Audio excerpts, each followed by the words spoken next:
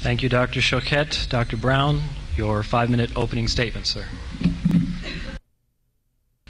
I'm thrilled to have the opportunity to be here tonight. I welcome this very much because we have a legitimate representative tonight of what calls itself authentic Judaism, which I will demonstrate to you begs the question and assumes what it wants to prove.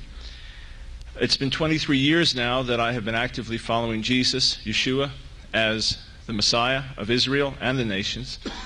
And I was told over and over and over for years by rabbis, by Jewish scholars, you only believe what you believe because you're ignorant. You only believe what you believe because there's no substance to it. I've been challenged over and over and over again. What is the evidence for this? Where is the proof? You have none. And I've offered for years, if I have none, then what do you have to fear by discussing things openly? So this is an opportunity for me to say, hear this man very carefully. Listen to what he has to say. Listen to what I have to say very carefully. Review our words and see where the truth actually lies. I would warn you to beware of sweeping, bombastic statements by either side that prove nothing. Some of which, in fact, I have already heard, namely that I and all other Jewish believers in Jesus here actually know the truth is against us.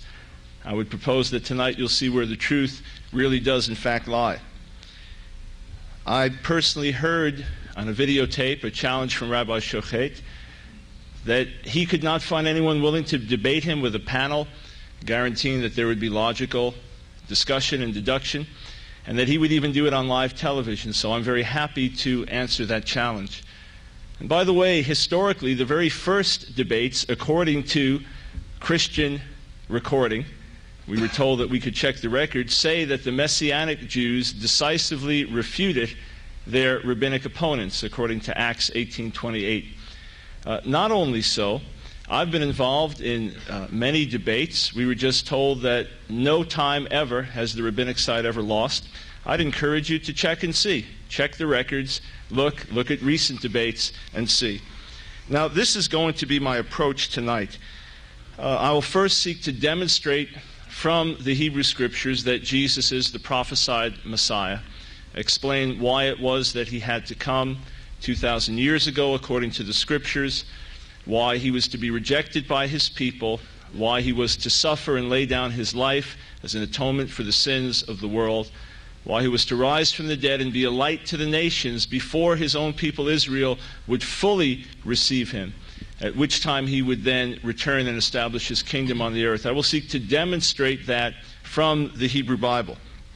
I was told many times, as a new believer in Jesus, that the New Testament authors shot an arrow, and then they drew a bullseye around the arrow and said, look, Jesus hit the bullseye. He fulfilled the prophecies, when in fact he fulfilled none. Quite to the contrary, I will seek to demonstrate that he hit the bullseye perfectly, and then later Judaism moved the target and said he fulfilled nothing. I'll do my best, time permitting, to refute all of the objections raised to Messianic prophecy by Rabbi Choquette. What I will seek to demonstrate is that there is no actual substance in any of the arguments. So if I'm unable to get to every single one of them, what I hope to prove is that each one raised has the full value of 0, so that 0 plus 0 plus 0 times a million still equals 0. I will use rabbinic literature for 2 reasons. One, if I give you an interpretation of the Hebrew Bible and you say that's far-fetched, that's crazy, that's a later Christian view, if I can show you that this was also common in rabbinic circles, even among the rabbis, most all of whom rejected Jesus, then I can say this is not just some newfangled Christian view, but this is actually recognized as a legitimate reading of the text. As to the question of can a Jew believe in the New Testament and be true to historic Judaism, I will seek to demonstrate that it is the religion of the Talmud that is not faithful to the Bible, and thus I will seek to demonstrate the spirit and essence of rabbinic Judaism, and you can judge for yourselves whether it follows. I have actually seen much fruit from debates because people get provoked to study more, to think more, to search more, to sift more. I'm not expecting in a few minutes to change someone's life course, although anything is possible.